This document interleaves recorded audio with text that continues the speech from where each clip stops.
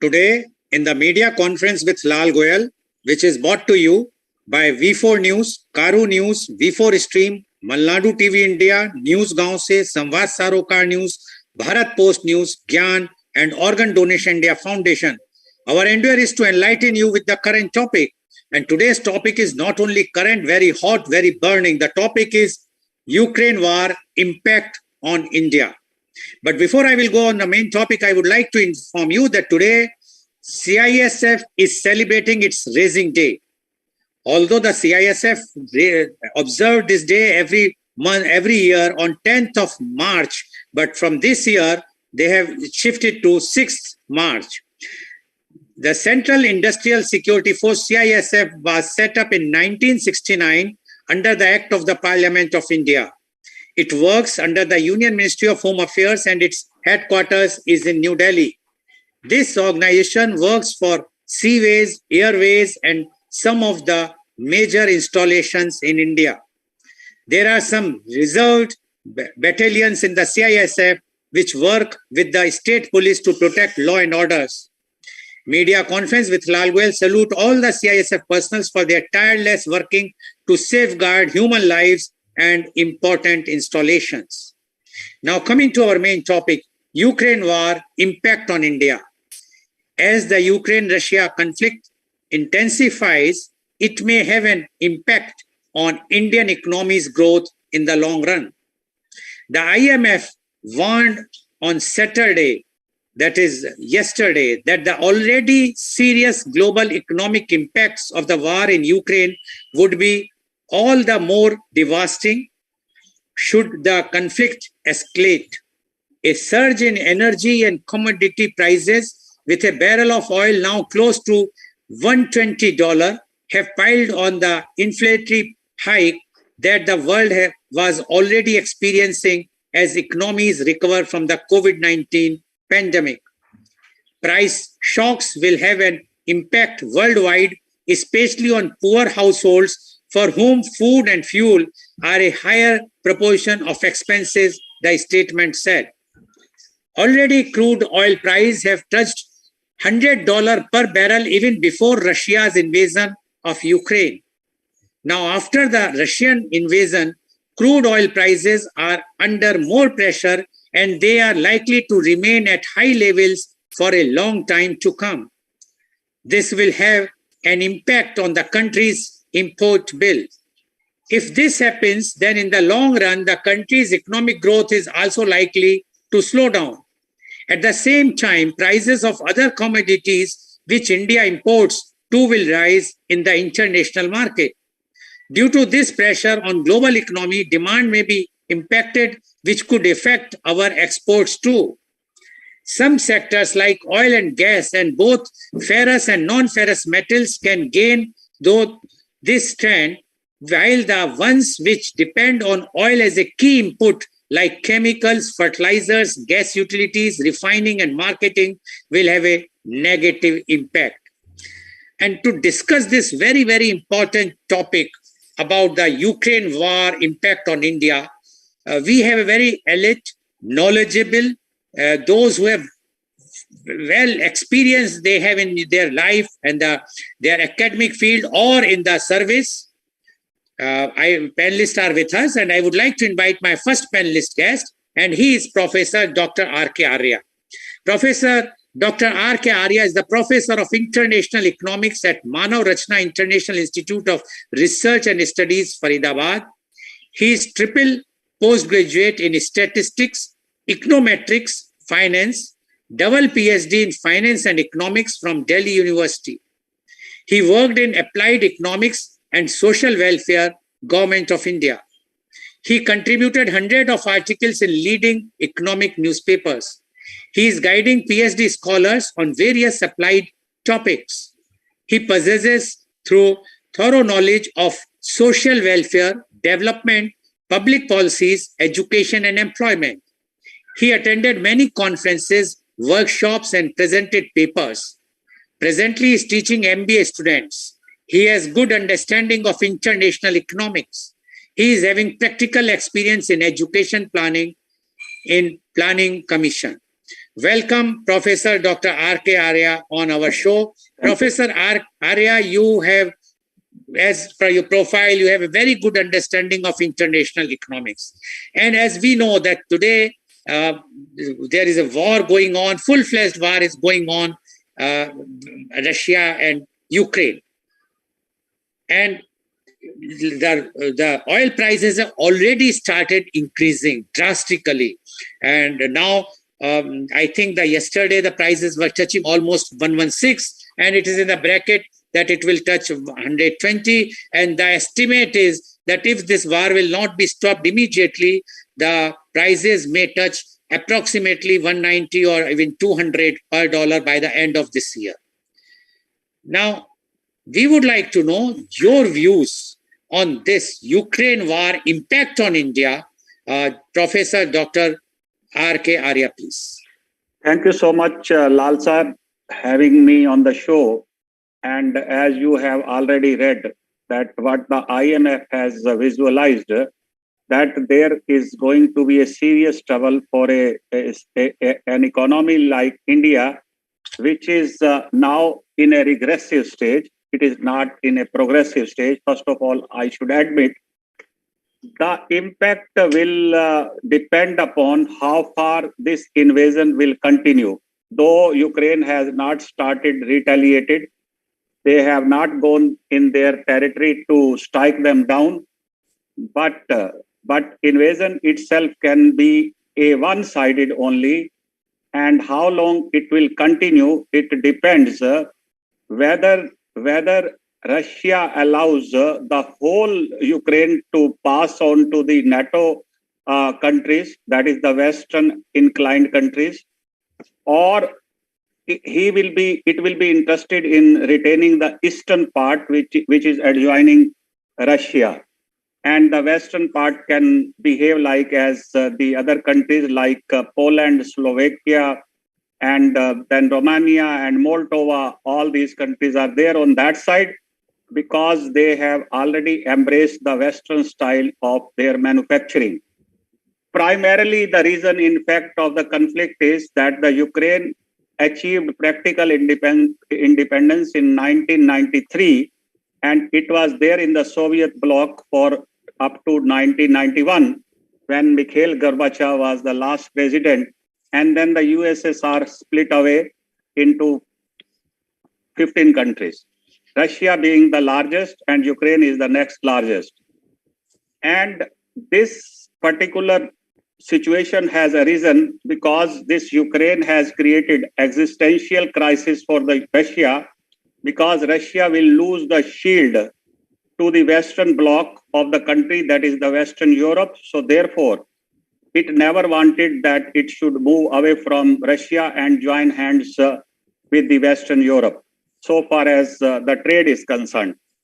Trade is an important, component of all economies, because the poverty and employment can only be removed. Unemployment and poverty can only be reduced or mitigated only with the help of the trade.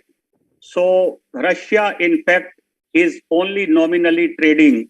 That is, whatever the raw resources are there, raw material is there, finished products, in fact, their demand is very limited. And if at all the demand is there, it is met from, mostly the China. So China and Russia are trying to align with each other. The same way in 1960, when the Cold War was began to escalate between the USSR and America has to come in league with China. And those days, USSR helped us to win the Bangladesh. And this was the achievement of 1970s, that somehow we were supported by, Russia those days. Those days, our relations with US were limited up to that we were importing the PL 405 wheat from China, because there was a big famine in 1965, 1966. And thereafter, now, after the Bush administration, the UPA government started building the relations on the defense side. And now these are slightly, I think I can say that they are cozy now. Relations are okay. But since the joining of the Putin there in Russia, the Russia is not taking very kindly to India because the defense prices have already escalated, and this is the reason that the Rafale and the other things are being negotiated with France and the other European countries. So defense supply, of course, is still exclusive in nature, and in any case, it has to come from Russia. Now, since the war has escalated, the first fatality you see is of the students. Roughly 25,000 students are studying there in Ukraine, Russia, and China taken together, and 22,000 students are there in Ukraine alone. Now, the government, in fact, in United Nations Security Council could not take any stand and could not speak on the human rights of the Ukraine because the civilians are the casualties under this invasion. So I think India should have spoken to it. India did not speak. Finally, India has created trouble for their students. And now these students, in fact, when they come, live back to their country, everyone is wishing it, but their career is completely doomed. They won't able to complete the course. This is the first thing, being an educational planner, I can visualize, because we have dearth of seats and the students can hardly study here, complete the residual course which they are leaving there in the Ukraine, or they are in the third year or second year. They have no chance to complete here. We have very tight position in medical colleges in India. So whether the government is thumping their pat that they will be given a place there, it is next to impossible. The second thing which you had seen is that the financial markets were turbulence started in the financial market.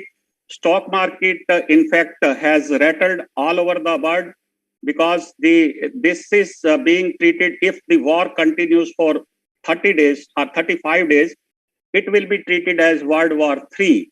In the World War III, you can see nuclearization is already there with each country, and it will bring too much devastation, and it will not help neither Russia nor the Ukraine. Ukraine is willing to leave the Russia, and it is trying to expose it. So the first tragedy we have seen, that the stock market was rattled, and the business on the stock market is very choppy nowadays. As such, we have lost 75 paisa to a dollar, nearly 76 rupees to a dollar. The rupee is sold.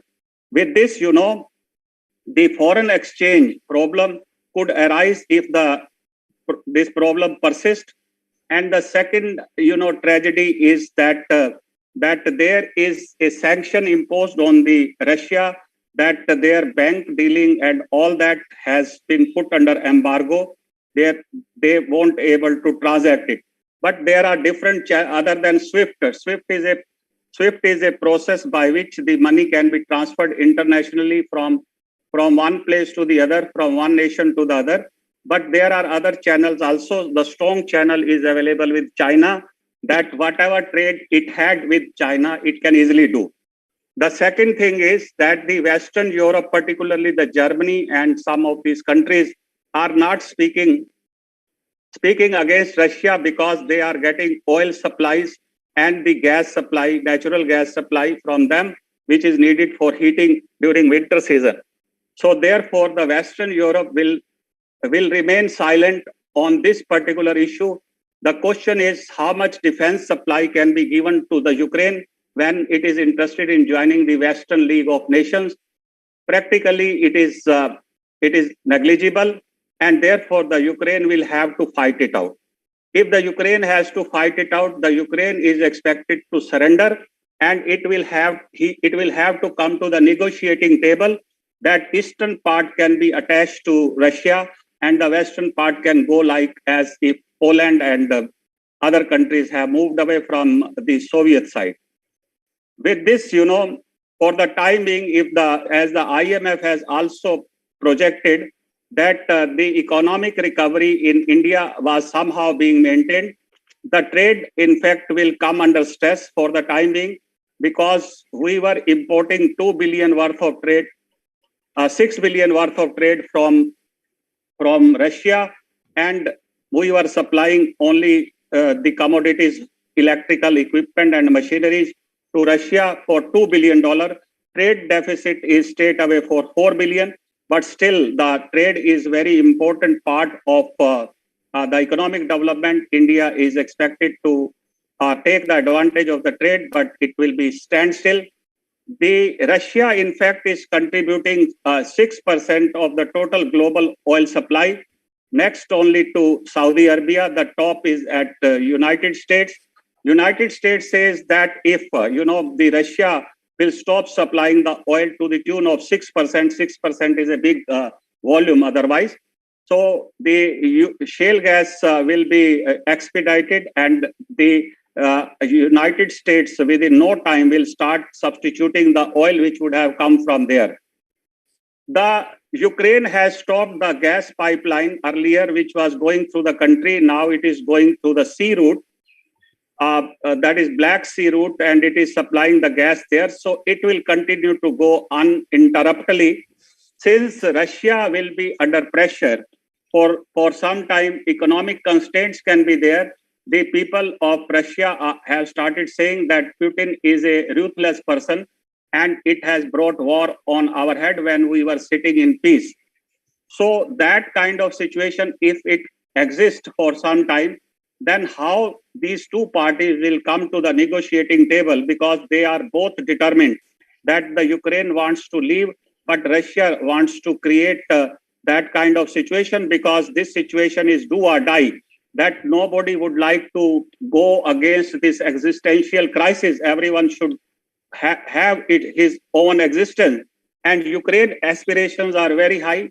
They want to, modify their economy from heavy industries, which is based on the minerals and metals, and also from the raw material supply like sunflower oil and wheat and something like this, barley and corn. And they cannot be prosperous with all these meager supply raw material. Everybody wants to have the benefit of manufacturing. And how it is possible? It is possible when they will be non-communist. Till they are considered as communist. Basically, the primary definition of communist and the market economy are: communist countries were based on raw material, and the market economies are based on the production processes, manufacturing, diversification, and all that.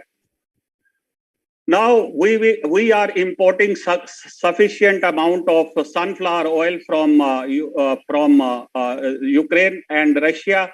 It will become costly, or somewhere our region will start substituting the Russia from this, that is the oil coming from these countries. Then they will start growing the sunflower seed within the country, and that can be substituted. For the time being, we have sufficient import of palm oil and groundnut oil is of our own country. So that problem on the food side will not be there. But the problem of the food has arisen there in the other countries, because they are the largest supplier of the corn, of the barley, and also wheat. So many products are being. So government has taken the advantage of high prices there because of the short supply from Ukraine and Russia. So they have started taken, India has started taking the advantage of the wheat supply, and 6 million ton has already been exported in these 4 to 5 days, because we have the surplus wheat. It is lying in the open and it is of no use. One thing. The second thing is that if the defense supply is choked and the Russia is sitting just in the mood of the confrontation, then the problem of defense supply from Russia will be choked, and then definitely a serious problem can emerge for India. Oil prices, as you have seen, that it is touching $120 per barrel on the international market. We had a price based on $75 per barrel, but now it is 120. That we are seeing that inflation will spike up. The demand curtailment will be there. We were just recovering out of the COVID now, and the recovery was estimated at the rate of 6.2 to 8.5%.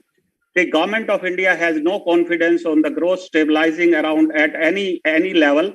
But when these jerks will be there, when the economy is jolted completely, and the India is taking a neutral stance that neither it will speak against the United States in United Nations Security Council, nor it will say anything bad about Russia, then definitely it will be loser also. Because you cannot be gainer every time. You will have to lose either economically or in terms of the trade relations, which in fact are required to be strong in this environment. When we have picked up the quarrel with China, the defense supply from Russia is important and the prices will definitely go up. You must have seen in Rafale case also that the prices have. Our capability in defense supply is still not very strong, though the efforts are being made through DRDO and HAL. So defense will be a particular problem when Russia will be in trouble.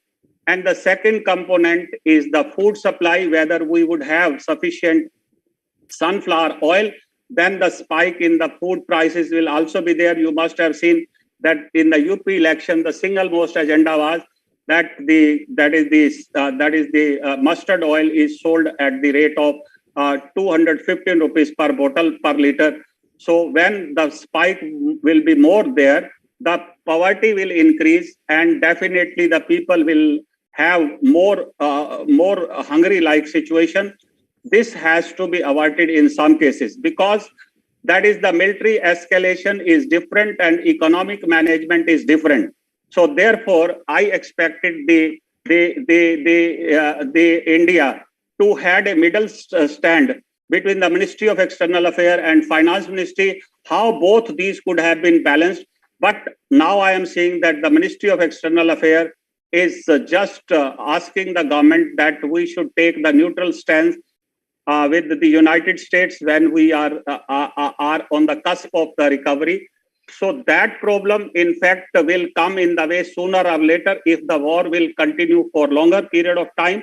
If it continues for 45 days, then definitely the current account deficit will escalate, the rupee will depreciate, and the banking channel, which is now greased, will have trouble because the movement of the ruble, which is roughly, the economic size is $1.7 trillion, will be under pressure, and Russia will be ruined completely. So will be the problem of India, because India is a minor player in the trade. Roughly around 1.5% of the total global trade is contributed by India.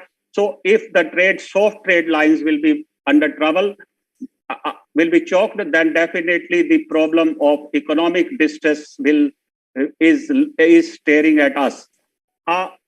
The particular problem you must have seen is that Russia, in fact, does not consider itself as a weak country. He knows that the United States, in fact, has already created casualty in Syria, Iraq, Afghanistan.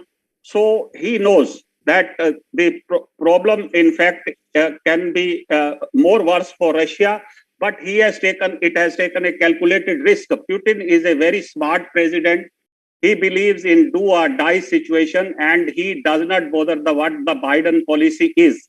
And he has seen the retreating from Afghanistan, and it had left in lurch. The Afghanistan is completely under the control of the Taliban. It means the tribal militia is ruling this country. So there cannot be any progress for these civilian, and civilian are completely ruined in Afghanistan. It has tasted the waters from Iraq also, when Al-Qaeda has struck the World Trade Center on 9/11, and after that it has spent trillion of rupees in controlling the Al-Qaeda. The problem was still very acute, and it is still there. It cannot be there. It has tasted water in Syria also, but Syria was a weak country. So, but in fighting with the Ukraine on the side of the Ukraine, the United States cannot afford too much to escalate the war. Definitely the United States will have come into play, and then the United Nations Security Council, there must be either the veto or it should be in favor of Russia that let it continue for another few years.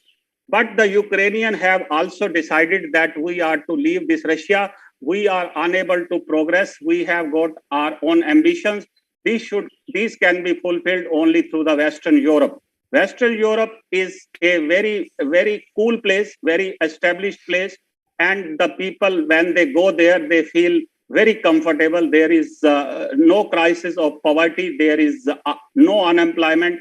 The banks, in fact, are very strong there in European Union, and cohesiveness otherwise is also there. So therefore, every country in the Eastern Bloc, except for Armenia and Kazakhstan, where it has the Russia has formed a bloc called Eurasia Economic Zone, and these countries have got a lot of minerals and wealth, metal, and all that.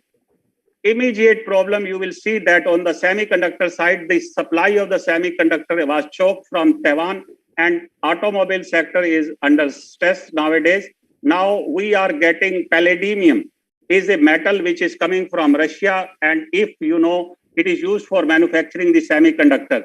So if India is willing to set up a semiconductor plant, that is the chips, you can say, that if these are needed for automobile and IT, but the raw material comes from Russia and Ukraine, so it will be halted for some time, and 8% of the GDP comes from automobile. That will be under problem for some time, and this will impact the economy very badly. The prices of the automobile will go through the roof, and the exchange rate problem and the inflation problem and the fiscal deficit problem. Because when you will have high inflation, definitely you will have to cut down the excise duty on the oil, and then the problem will be different. Fertilizer is another tragedy, that we are importing significant fertilizer because this oil is used in fertilizers, it is used in chemical paints and in other so many products. So that will continue to spike up. Ferrous and non-ferrous also, because we have got sufficient ferrous reserve in the country, that could not be a problem. But nickel and aluminum, which comes from Ukraine, will spike up, and it is used in the batteries of the automobile. So definitely there will be a stress on the automobile. There will be a stress on the education sector. Where will this 25,000 people will go? And then definitely we will have the problem of the banking sector.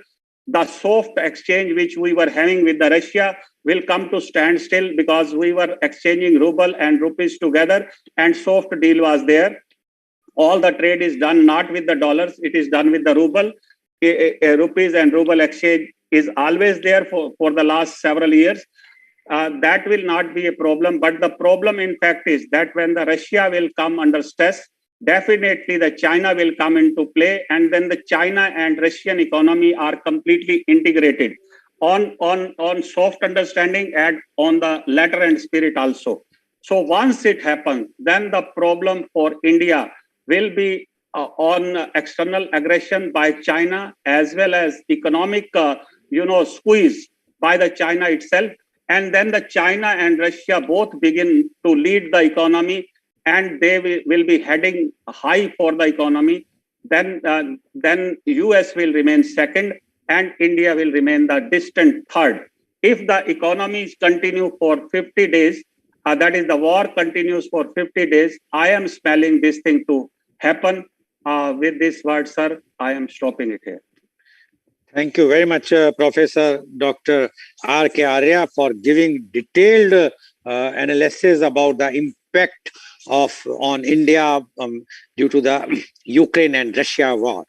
And what Professor Dr. R.K. Arya mentioned, first casualty or the impact is on the students. He rightly said about 22,000 students who were studying at Ukraine and mainly are in medical side will be a tough thing, because as we know that in India till 2021 there are about 88,000 seats, and now the government is planning to increase by, so total will be 1 lakh seat. Of the target was earlier set for 2022, and if 1/4 of those seats are coming from Ukraine only, it's not easy. Already our medical colleges which are there and how they are going to do, because the private medical college will not be able to provide them on the charges what they are paying in Ukraine, and the government medical college doesn't have those seats or the infrastructure. So that is one very, very big thing which is coming. Secondly, he mentioned about the stock exchange. Yes, lots of volatility is there. But let's see, it all depends on the economic conditions. He says the brand transactions, because in rupee and ruble is always transacting each in this thing, then in intercurrency. So it will also impact. He mentioned about that $4 billion trade deficit is already there in India and Russia.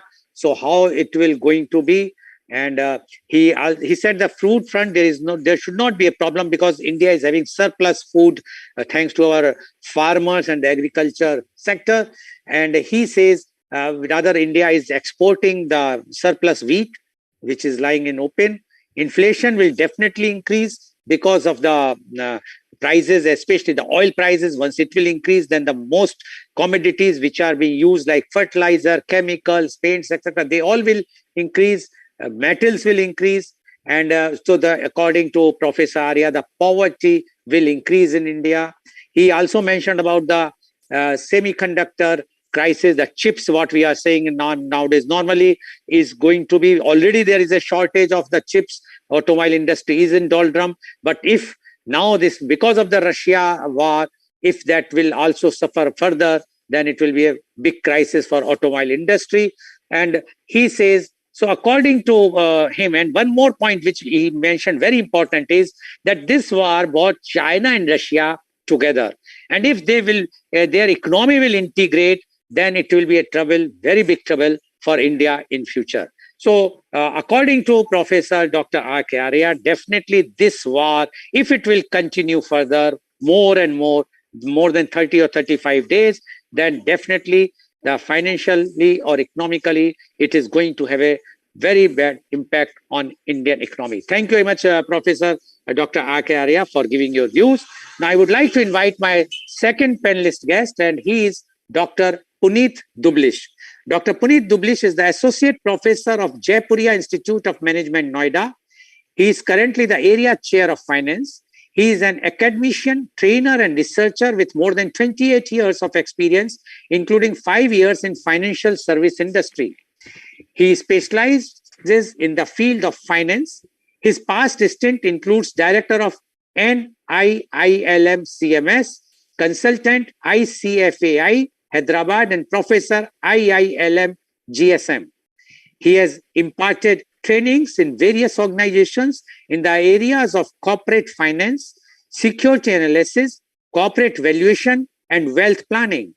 He is a postgraduate in management, UGC NET qualified, and has done his PhD from Meerut University. His case studies, research papers, and articles have been published in referred Scopus indexed journals, and he has participated in a number of international and national conferences, workshops, and faculty development programs. His textbook, Corporate Restructuring and Valuation, is under progress. He got the Best Faculty Award from Noida Management Association for his contribution in the area of teaching and research. His areas of interest are mergers and acquisitions, corporate finance, financial analysis, capital markets, and corporate valuation. Welcome, Dr. Puneet Dublish on our show. Dr. Dublish, you have heard what Professor Dr. 𝐂𝐀𝐑𝐔 has mentioned, and he has given lots of details in about the financial impact, and which is a very gloomy picture which he has presented. You being a person of finance, as well as you are teaching the management also, and you are specialized in finance. Basically, your specialization is in finance. We would like to know your views on this very, very burning topic. People are asking me when they received the flyer, they say it's a very, very burning topic. People were talking about the war and all those things, but they are not talking what impact it will be on India. So expectations are very high. So we would like to know your views on Ukraine war, impact on India. Dr. Puneet Dublish, please. Thank you, Mr. Goel, for my introduction and for inviting me to this forum of sharing my views on a topic which is now being discussed, I think, everywhere, even in houses. I've seen, even in parks, I have gone there. Everyone is discussing on this topic, how it is going to affect us. So that means the importance of this topic is widely felt, and people know what will be the obvious impact of this conflict on the economy, on the individual level, at the global level. It's everyone is going to be affected. So a very important topic, and my colleague, my Mr. Rakesh, he's also an academician. So we are from the same fraternity. He has covered a lot. I think he has covered A to Z everything. So nothing is left for me. But still, I will try to come out with something which is something there, and see how it is going to, and do some type of post-mortem, some type of analysis that how it is going to impact. So one thing is very obvious. Yes, anything that happens now today, we are not living in silos. We are not living in isolated type of situation. Our old tradition say Vasudeva Kutumbakam. So it's a globalized. Everyone is one. So interdependency is there. So we cannot close our eyes and can say, oh, this is not going to affect us. Any problem, whether if you see the subprime crisis, though it has not affected our economy to that level because our exposure was not that much, but whatever has happened at the global level, the impact has been felt to a large extent or maybe to a small extent, but impact was there. So I will try to bring something new on this forum. How I'm divided my speech will be that the impact on India. So I will first, my around 80 to 90% will be the impact on the economy. Then 10% will be at the political or at how it is going to affect the overall situation for our country, not from the economic point of view. So from the economic point of view, even there also we can look at the economy at the macro level and at the industry sector level. Okay, so let's first go back and see what was happening with our economy. Okay, if you see the last 2 years have been very bad, not only for the Indian economy, but also for the entire world. And the reason we all know, due to the pandemic. Okay, so the pandemic started at a time when the GDP of our country was on a declining path. So if you look at the statistics, the 2016-17, the GDP was around 8% plus. And then it started coming down. In 17-18, it was 6.8%. Then 18-19, 6.53%. So it was coming down. And in 19-20, so 2019-20, because before that GST was introduced, and before that also demonetization was there. So the impact was felt on the GDP growth rate, which came down to 4.04%. And then the pandemic started in March 2020. So we were already on the declining path. The GDP was falling, and then the pandemic started. And as a result, what happened in 2021, the GDP was negative. The growth rate was negative 7 point plus negative. It's not plus, it's negative 7.25% to be precise. And now, see, what we have seen, that our economy has always shown a lot of resilience, a lot of, you can say, fight back.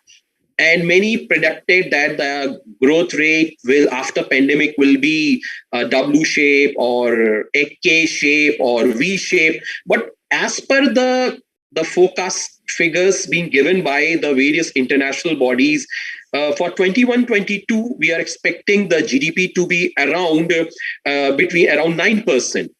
So from there, and that could be because of the base effect. because when you are down, and then you, whatever achievement you make, so you compare from the negative. So of course, the growth rate will be high.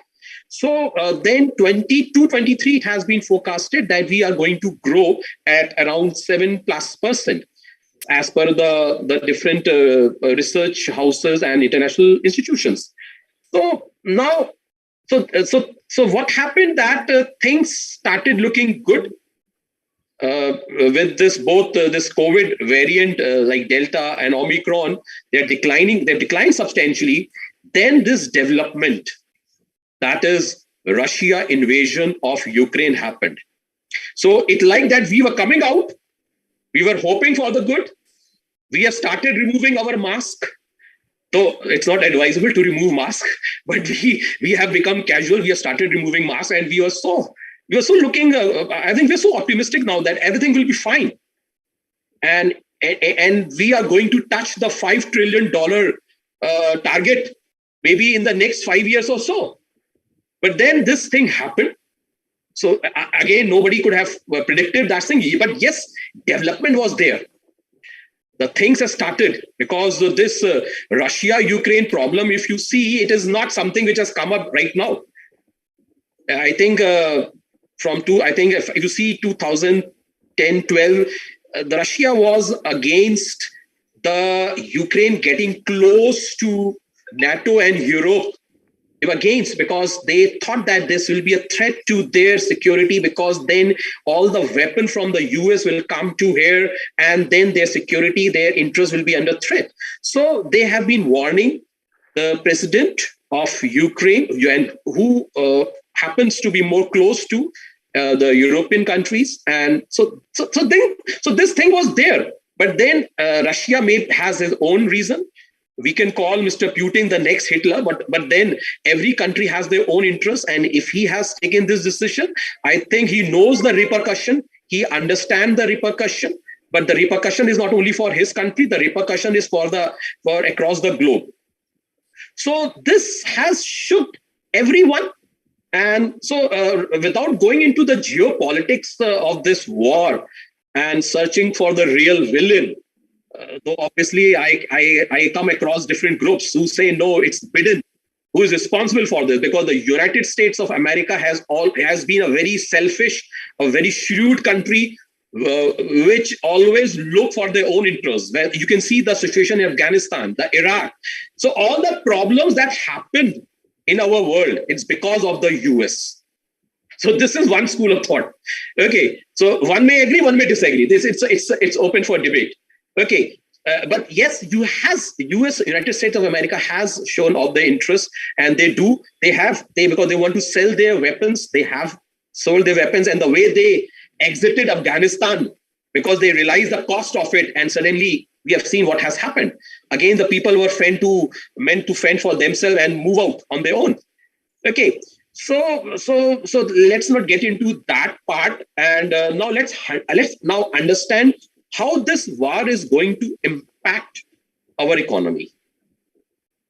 So we know that India has till now maintained a neutral stance by abstaining from voting on resolution in the UNGA. And though, again, this can be debated whether India's neutral stand is correct or it is not correct. They should have supported the United States. But let's not get into that. Again, there will be different views. If you ask my personal view, I think this is the right stand at the moment to maintain a neutral stand, because we are in the Quad. We are a member of Quad also. We have relations with US. We also know the importance of relations with Russia because China is there. So we are. India's like caught between a hard place and a rock. So which one to choose? So we cannot do that. So at the moment, it is better to be neutral and let's see what has to be done. Let the situation unfold. And as rightly said by Mr. Rakesh, that all will depend on how long this war will go. All will depend.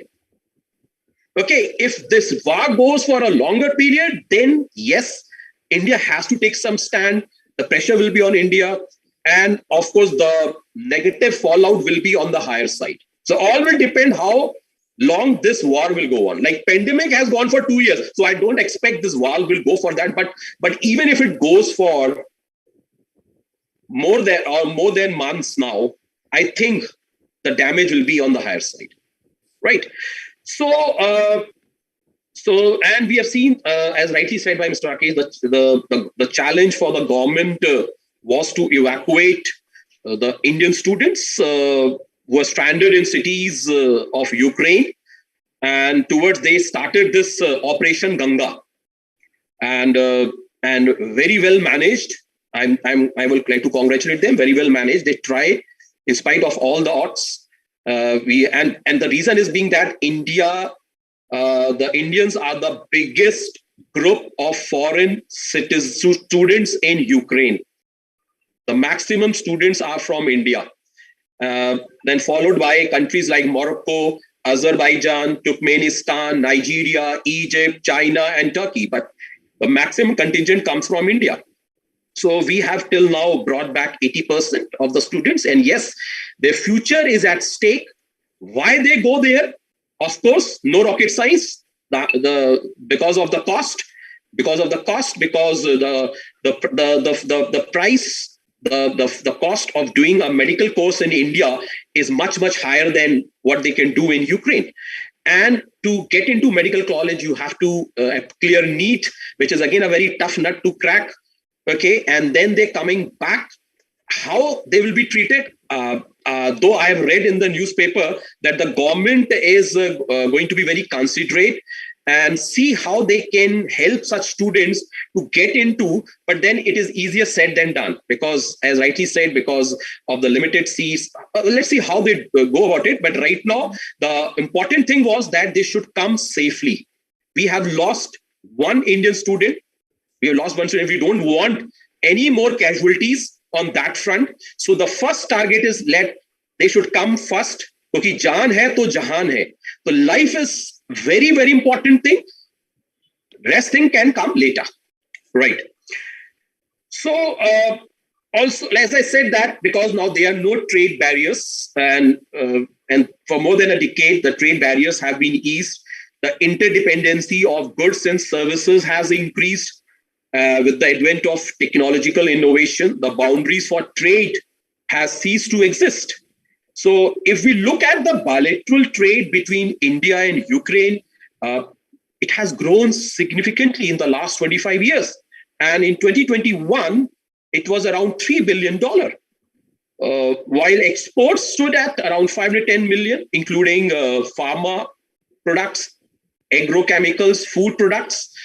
But the imports, which were more than the exports, which were around $2.6 billion during the year, that were around 70%, and around 70% of that import was sunflower oil. So everywhere you're reading about the sunflower oil, right? So the balance of trade, that means India was importing more from the Ukraine and exporting less. So there was a trade deficit. So of course, India is into trade deficit in many countries because that's why we have started this Make in India, because we want that whatever we are importing, we should produce and we export that. But then it is again a time-taking process. So it is not that we will achieve this target very soon. But yes, a beginning has been made. And if you look at the bilateral trade between India and Russia, around $10 billion, which is around 1.3% of the total India's total trade. So India exported goods worth 3.3 billion to Russia. Exports from India comprises pharmaceutical products, electronics, iron and steel, tea, and auto components. So So look at these companies which are exporting. So these sectors are going to be impacted. Okay, so because of the payment, because of the disruption in supply chain, okay, because of uncertainty in receiving payment, in the cancellation of orders, so all this will be there for the exporters. Imports stood around 8.6 billion last year, and India was importing products from Russia like crude oil, petroleum products, gold, precious stones, coals, fertilizers, and precious metals. Right. So the impact will be on the exporters and the importers both, because we have seen that the supply chain, because what is happening that most of the shipping companies have cancelled the orders, and they are not taking any booking. They're not taking any booking because of the situation prevailing in Ukraine and Russia, and as a result, the exporters are left with their products, and they're lying in their godown, and also the impact will be more on the MSME sector, because their products are mostly export driven, right? Not the in-house consumption driven. It's mostly for mostly they're exporting their products. So what will happen? So this disturbance is going to impact the exporters. Also, those who have already exported the goods in terms of payments, because we have seen the SWIFT facility not being available to the Russian banks. So the receiving payment will be a problem. Though it is there in the newspaper that not all Russian banks are being excluded from the SWIFT platform. Only those banks which are controlled by the Russian government. So that is the saving grace. So there are other banks which are not working normally. Also, there is a proposal that like when the sanctions were imposed on Iran, and then it was decided to trade between the local currency. So maybe rupee and ruble maybe can be used for the payment. Let's see, because we have to come out from this situation. But right now, for the exporters, it's a bad situation, especially those who are exporting such type of products. Looking at the from the importers' perspective, yes, all the products which they are importing, so there will be disruption in their production. The prices of the imported products will go up. What will happen, especially if you look at the sectors like at the agriculture sector, for example. So we are importing fertilizer, the urea, and other agriculture inputs.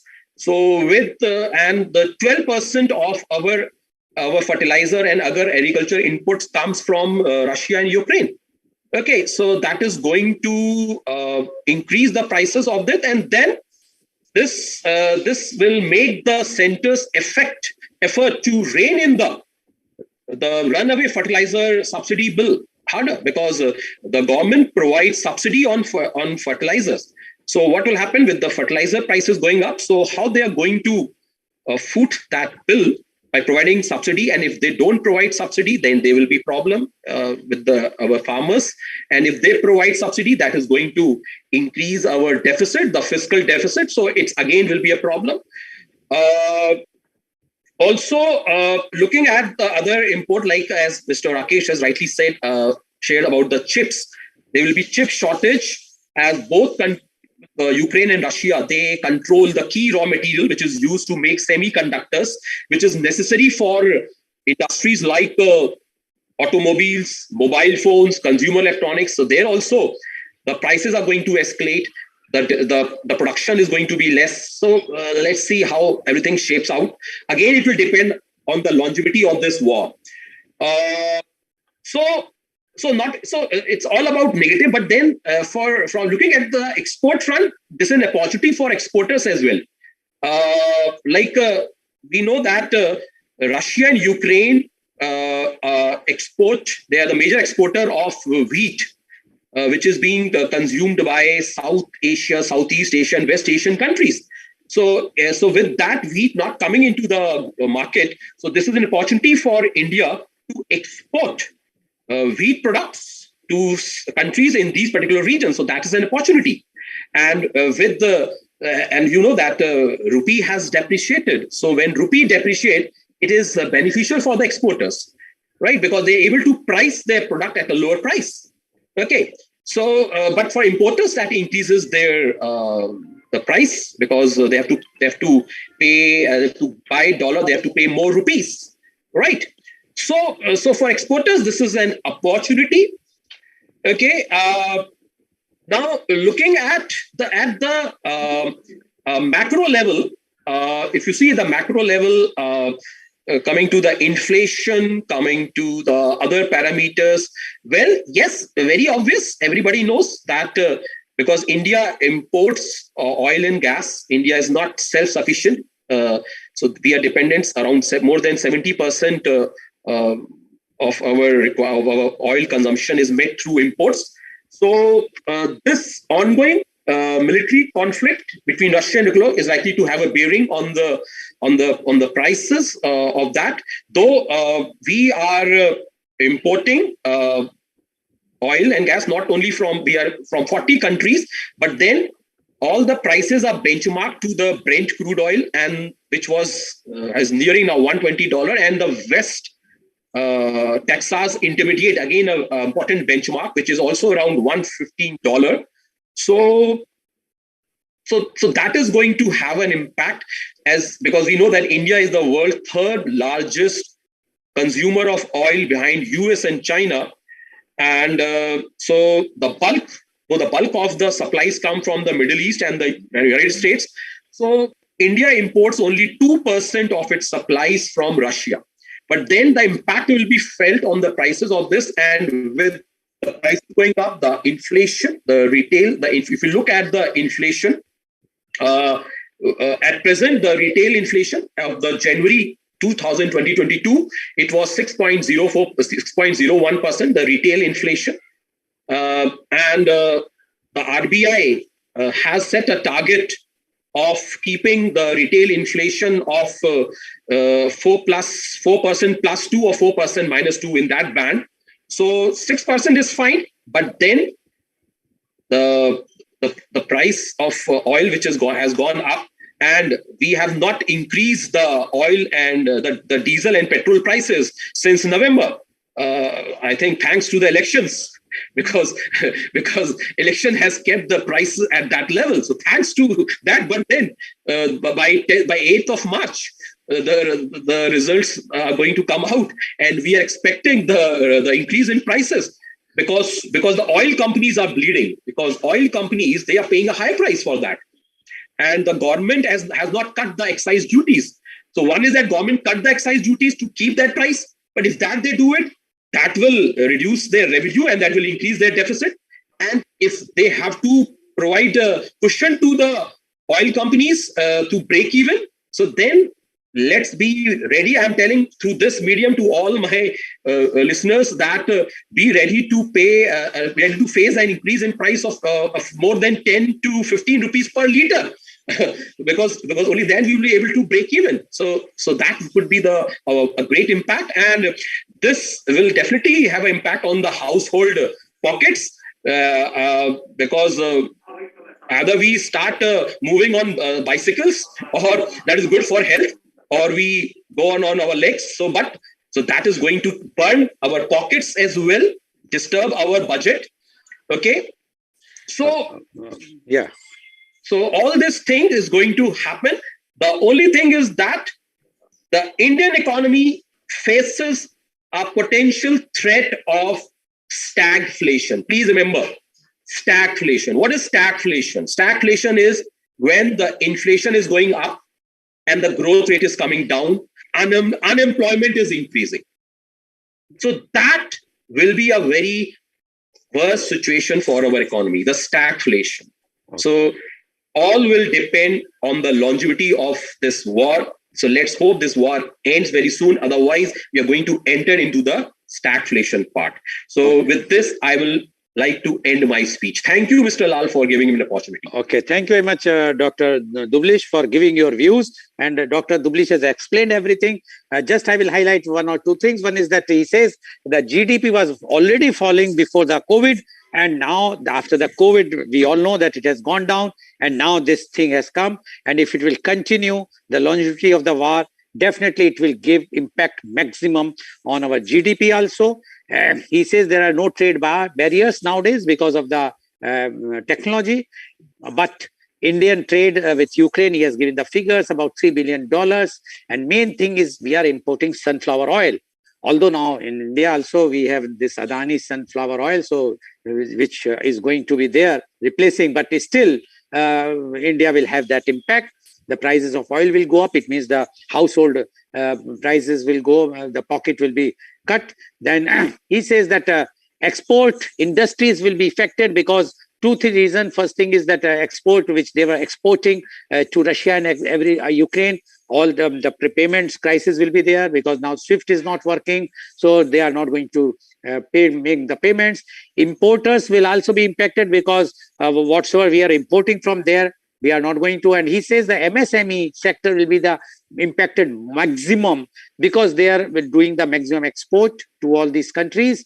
And according to him, the prices of urea, the fertilizer will go up because we are importing all those things from Russia and Ukraine. The only saving thing is that the wheat prices, because in international market, the wheat prices are increased and India is having surplus for wheat. So we will be able to export that. But only thing is the rupee is depreciating. That's the advantage for the exporters, but disadvantage for importers. So according to him, if the longevity of the war will be there, then the problem, it will be impacting Indian economy very, very badly, and thus it will be impacting the household budget. Thank you very much, Dr. Dublish, for giving your views. I would like to invite my third, the last but not the least panelist, to take a different view, because now we have talked to the two economists or the financial things, but now we would like to know what will be the condition as far as the other side is concerned, and that is the from the view of the defense side. So I would like to invite my next panelist guest, and he is Wing Commander 𝐂𝐀𝐑𝐔, retired from Indian Air Force. Wing Commander 𝐂𝐀𝐑𝐔 was commissioned on 10th December 1997 into the Aeronautical Engineering Mechanical stream of the IAF. He has 20 years experience working at various levels and portfolios in the engineering field, ranging wide from the surface to air missiles to maintaining aircrafts like the 𝐂𝐀𝐑𝐔, cheetahs, and advanced light helicopters, 𝐂𝐻 𝐍𝐄𝐼𝐒. He has ground working experience in the engineering arena at multiple IAF aviation bases and a base repair depot. He functioned as the senior engineering officer at multiple units, including aviation unit. He has worked at Air Headquarters, the central decision-making body of the IAF, as a joint director, and was involved in framing and incorporating policies and decisions for maintenance of aircraft, especially the ALH variants ALH 𝐍𝐿, Mk1, Mk2, and the weaponized ALH Mk4 Rudra, manufactured by HAL. He was also involved in the phase-wise discussions of the latest epic that IAF has recently acquired, and light combat helicopters being designed and developed by HAL. Welcome, Wing Commander 𝐂𝐀𝐑𝐔 on our show. Wing Commander, you have heard two economists, and both have shown the gloomy future of Indian economy if this war will continue further. Now, being in the Air Force, and the Air Force, I am saying because the Air Force is used mainly by Russia, and Ukraine is also trying to neutralize that impact of the Air Force. We would like to know your views, because ultimately India is not that far from Russia and Ukraine. So we have to know the impact of this Ukraine war impact on India. Wing Commander 𝐂𝐀𝐑𝐔, please. Thank you, Goelji, for giving my introduction and giving me a chance to speak in this August forum. Now, before moving on to the India and relations with Ukraine and Russia, I would just like to briefly touch upon what Ukraine means to Russia. Now, Russia itself had started from Ukraine. The Russian Empire was established through Ukraine and then expanded. So the Ukraine has got the same, feeling for Russia as Kashmir is to us. So even Kashi is established via Kashmir. So in terms of Ukraine, unfortunately, it became an independent state after 1991. And before that, let me tell you, Ukraine had only briefly come up during the revolution of the Russians. Before that, there was no Ukraine. And in between that revolution, Ukraine came up, and again, it was sort of dissolved in the USSR. So it again came up after 1991. That was the history.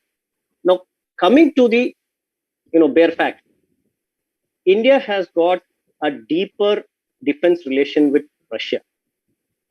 Some of the companies, some of the spares, the manufacturing establishments, they went over to Ukraine once they got independent.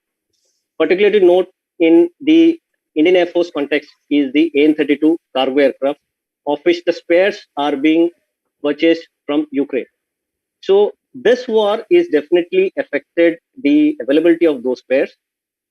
But at the same time, let us discuss what chance India had, whether it wanted, if it had wanted to oppose the movement of Russia. India had not even, tried. India had at that time in 1991 had tried, but could not successfully, oppose NATO's movement into Iraq. In fact, it had criticized UN for not taking a stance. Now, as Abdul Kalam had said, only power respects power. If you have to be humble, you have to be powerful first. And Russia, US also knows, Russia is one of the most powerful nations. In fact, in comparison to US, Russia is one of the most powerful nations that it can counter. NATO was created to counter Russia. That we need to oppose this communist Russia rise.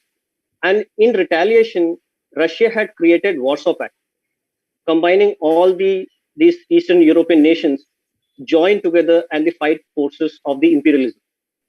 Once 1991 came and USSR got dissolved into about 15 countries, NATO should have been ideally abolished, because you only gang up if there is a rival gang to oppose. When the rival gang itself is not there, NATO should have been dissolved. But NATO didn't do that. Instead of that, it kept growing. It went into the neighborhood of Russia. That is where Russia started feeling threatened. When it started giving, I'll not go into the details of which all countries it gave the membership to. When it started giving membership to the Eastern European countries, Russia had categorically warned. And one thing is that in the NATO, when the NATO decided to go into Iraq, had the Warsaw Pact been still alive, they could have countered NATO. NATO would have thought twice about entering Iraq, because there would have been a side taking both the sides. War is always bad. No war is justified. Be it the invasion of Russia into Ukraine, now that Ukraine is an independent nation, or even the previous wars that NATO has taken up. Even when it went out of Afghanistan, that also was done irresponsibly, leaving the public, as Dr. Puneet had rightly pointed out, leaving them to fend for themselves. A lot of deaths happened, but nobody questioned that. Media silence on it was deafening. Having said that, these are the general points which I covered. Let me cover the exact points of the comparison so that the clarity is there why India has taken the neutral stance, which is a best possible stance as the current movement. The defense industry of Russia is the defense industry of India, or the defense equipment of India, is still being procured from Russia. In fact, about 65 to 70% of the Indian equipment still come from Russia. One plus point of these equipment which has been purchased from Russia is that we have a strong base repair depot setup. We carry out majority of the repairs in India with limited technical know-how coming from Russia and other nations. But in comparison, the West always pushes for turnkey projects. They say you operate, you are an armed force, you operate, we maintain. It's a loaded offer. Because one hand they say, okay, we are taking away all your headache of maintenance. Only the first line maintenance you carry out in India. For rest all, we are available. You send us the equipment for the second line, third line, and the fourth line repairs to us, and then we repair them. What happens in these turnkey projects is you don't have the backline support for the spares and maintenance. You always have to send, you will have to send these equipment to the Western nations. In that, what will happen is if we take a stance against them in any time in future, because this is one country we are talking about which has invaded another nation. Tomorrow, NATO can also do that. It will consider one of the nations as to be, rogue nation or a rogue democracy even, they will take a decision on their own, and if they decide to attack, will India able to oppose?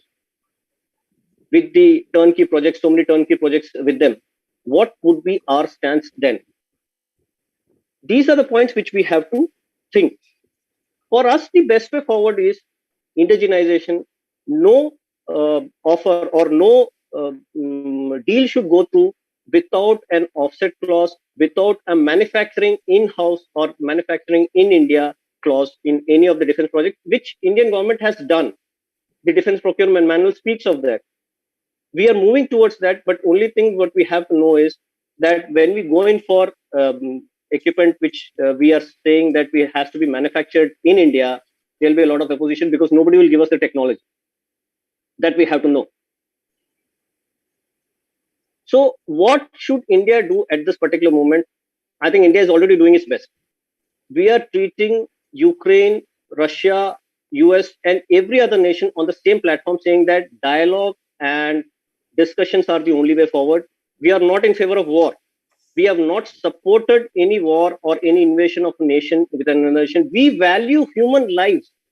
Indians, when Indian government decided to evacuate, which was in a flash of a second when the Russian-Ukraine war broke out, initially India had given enough warnings to the students that please come back, the situation is not safe, it will get worse over a period of time.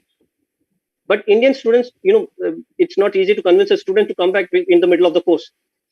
The course is going on, he or she is not seeing any attack happening.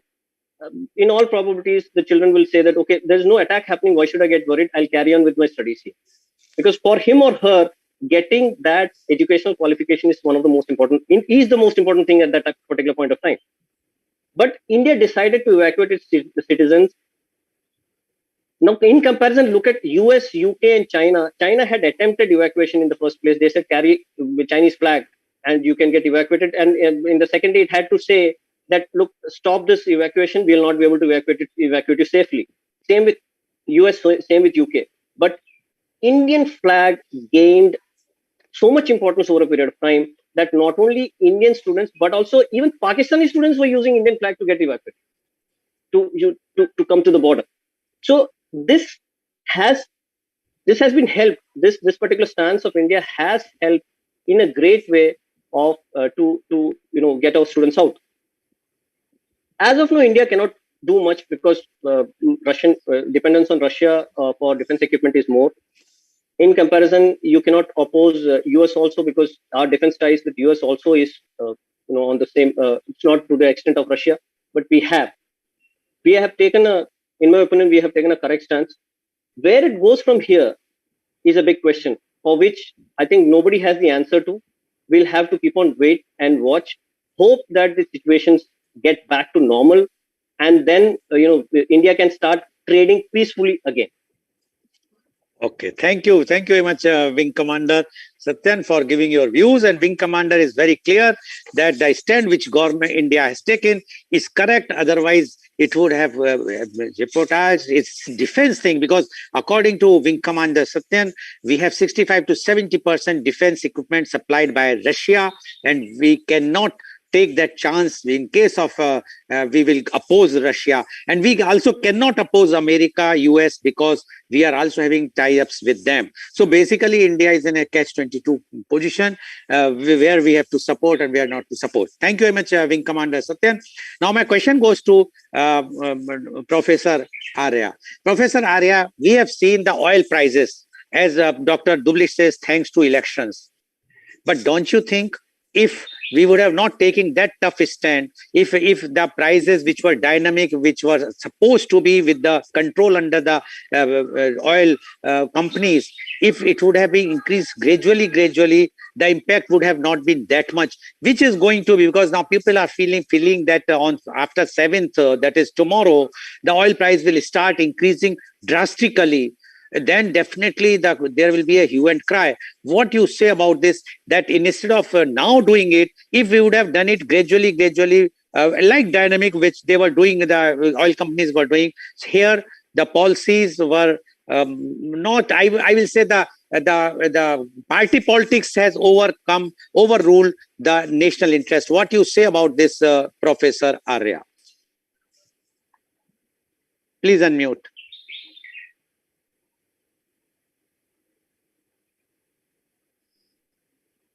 Prices are determined on market basis, and these are the companies who are expected to decide the prices.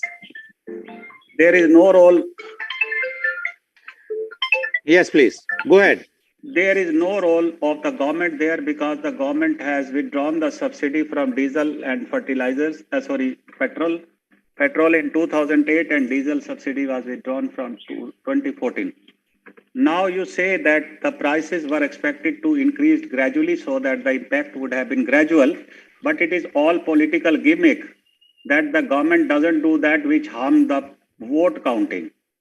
That if the government thinks, particularly this NDA government thinks that if the vote counting goes downside, then definitely it will not do anything. So therefore, the prices are artificially stopped with these companies with some arrangement between the government, and I am sometimes surprised. Public sector companies apart from Indian Oil Corporation and Bharat Petroleum Limited and Hindustan Petroleum, there are other companies like Reliance. Reliance, has got the second largest, it is the second largest refinery in the world, in Asia, sorry. So with that, the government has made some verbal arrangement with these companies that you kindly hold the price till the election in Uttar Pradesh are over, where the crisis of winning is too high. So therefore, the prices could have not been increased gradually. As the elections will be over by 6 p.m. in the evening, the prices are expected to be shot up by roughly around 22 rupees or 18 to 22 rupees on petrol and 13 to 15 rupees on diesel. So with this, the inflation will spike up by roughly around 0.5%. And on the food and fertilizer side also, this inflation will spike up to somewhat around another 0.2%. So that way, the inflation, which has already reached to the level of 6.01%, it will touch around 7%, and then no one can stop RBI in raising the interest rate. And we have got now a liquidity condition which is very soft, very liberal, that the industries can enjoy the loan, household can enjoy the loan. And once the interest rate goes up, then definitely the economy will be hit badly. So economy will be hit badly on the demand side, okay, on fiscal deficit side, on current account deficit side. Always there will be a compression on the economy, and the growth rate, which is still, in the doldrum, between 8.2% to 8.5%, this economy will end up at around 7.5% if the war continues for 30 days, and there will be a complete devastation if the war continues for 45 days. So with this, the India cannot have a sound sleep. And somewhere, as the wing commander has stated, that the India stand is okay there in the United Nations Security Council, both sides neutral. Somewhere there was a middle path required between the Ministry of Finance and Ministry of External Affairs. Both cannot act independently. But since, I am very sorry to say that since this Ministry of External Affairs is again controlled by the diplomat, Jaishankar Prasad, and here again, we have got a parliamentarian, that is seasoned parliamentarian, Nirmala Sitharaman. Somewhere, the parliamentarian on the external affairs side, like Sushma Swaraj, was required, who should have taken a very calibrated stand that what should be the outcome. Whether it is a straightforward kind of situation that we are procuring the defense from Russia when these are required, whenever there is an external aggression. But if the external aggression is delayed, then the calibrated approach should have been taken by the great lady Sushma Swaraj. Okay, thank you, Professor Arya. Now my question goes to Dr. Dublish. Dr. Dublish, you are also in an institution and you are dealing with the students. When we talk about students, there is in the WhatsApp university, it is going why the students have gone there, and they asked the government to go there. If the government is doing, why they are criticizing government, etc., etc. But there is a fund which is covered in this thing. They says that the Indian Community Welfare Fund, ICWF, which is available for the Indian mission abroad, where they are collecting, and some media reports says that more than 400 crores rupees are lying there. That fund is basically for the such type of situations where the government has to come out to evacuate the students. What you say about that? Whether the government has not, is either the government should come and openly say that this is not a taxpayer money, because the money is been given by those who are foreign who are abroad, NRIs and Pravasis. They are giving that money in case if such type of things happen, then they can be evacuated. What do you say about this, Dr. Dublish? Okay, all right.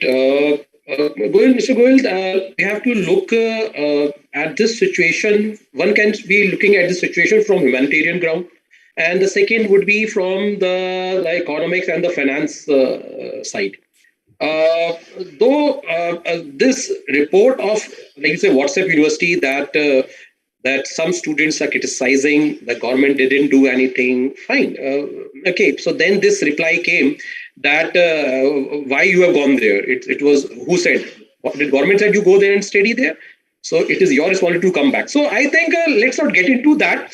It's a responsibility. Yes, as a government, it's a responsibility of us to protect our citizens who are outside, irrespective of any reason. So if there is, let's say, whether it is Afghanistan situation or it is a Ukraine situation, so it is the duty of the government to help a student who are stranded there, to bring them back.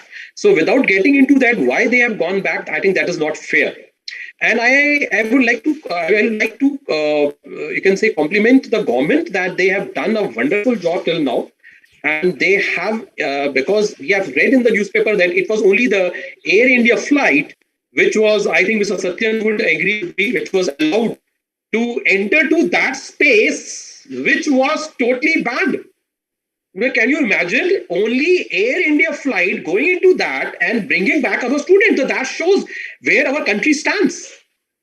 I think so Indian government has done a lot.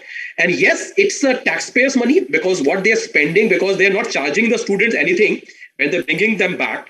So, of course, taxpayer money. Then we, as a taxpayer, I have no complaint.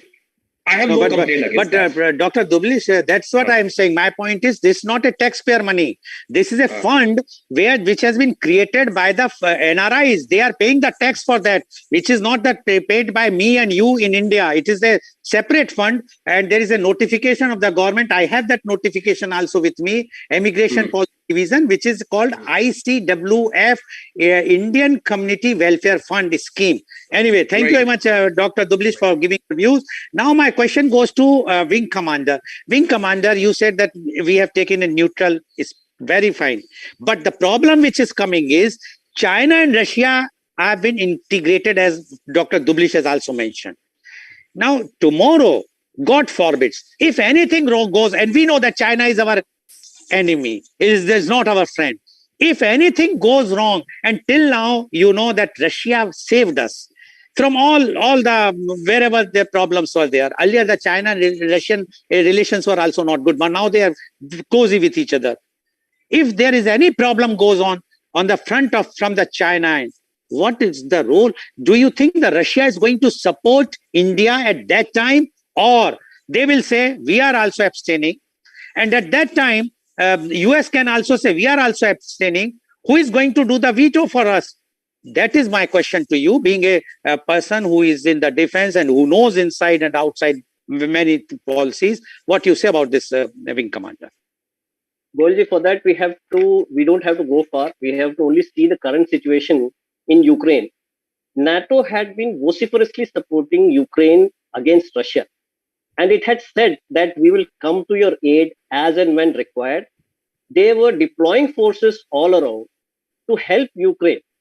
No, probably because of that confidence, Zelensky also said that we are opposing Russia and will not allow Russian invasion. But what happened when Russia actually invaded? NATO kept on vociferously supporting, but never did they send troops. And they said we cannot allow Ukraine into NATO anytime soon. We are actually considering, but we will take a call sometime later. So this is Ukraine's condition for taking a strong NATO stance and an anti-Russia stance. So where does India stand? What will India have to do? In past, if we see the 1962 loss with China, Russia, though said that India is a friend, but it couldn't avoid communist China because communism in China was started by Russia. So Russian-Chinese relations have a long historic story. So for that, we have to realize we cannot depend on any other nation when it comes to the defense setup inside India. The sooner we get this into our minds, the better it is for us. When war comes, we will be on our own.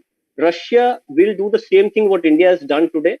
It will abstain. It will stand to be neutral because it doesn't have anything to lose if India loses war tomorrow. It is all for us. We have to develop strong defense mechanism. We have to continue developing. Okay.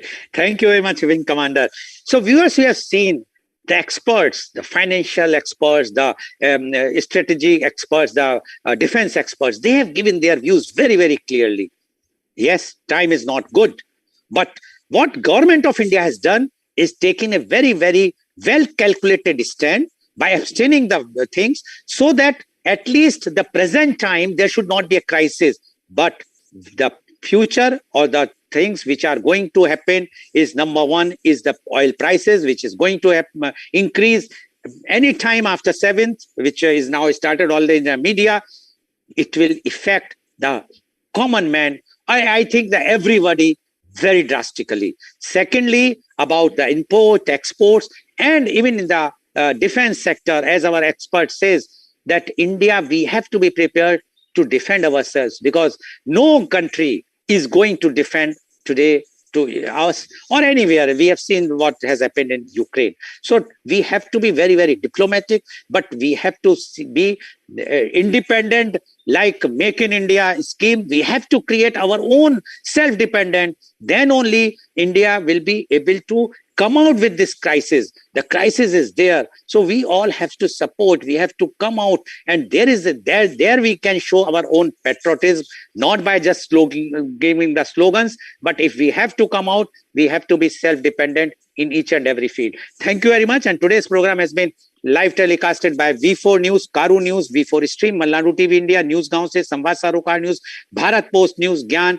as well as shown live on Facebook and YouTube. And in our endeavor to bring to you everyday new topic in media conference with Lal Goel at 10:30 a.m. Tomorrow our topic is also indirectly connected with this problem. The topic is medical education in India, because we have to analyze what is the situation of medical education in India. And our panelists are Dr. A.M. Shiv Kumar, Senior ENT Surgeon, former Professor and Head Medical Colleges, JJM Medical College and SSIMSS Medical College, Devangri.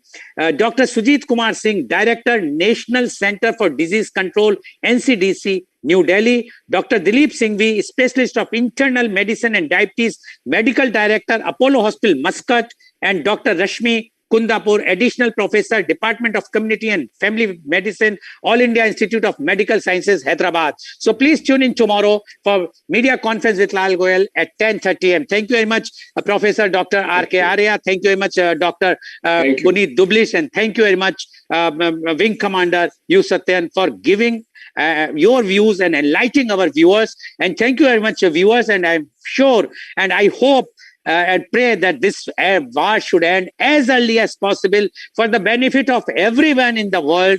War is never said to be good, and it has never been good, and it's not going to be good. So we must see to it that the better sense prevail among Russians and Ukrainians so that our country can be saved from the financial crisis which are looming large in front of us. Thank you very much, and thank you viewers for watching our show. Thank you very much.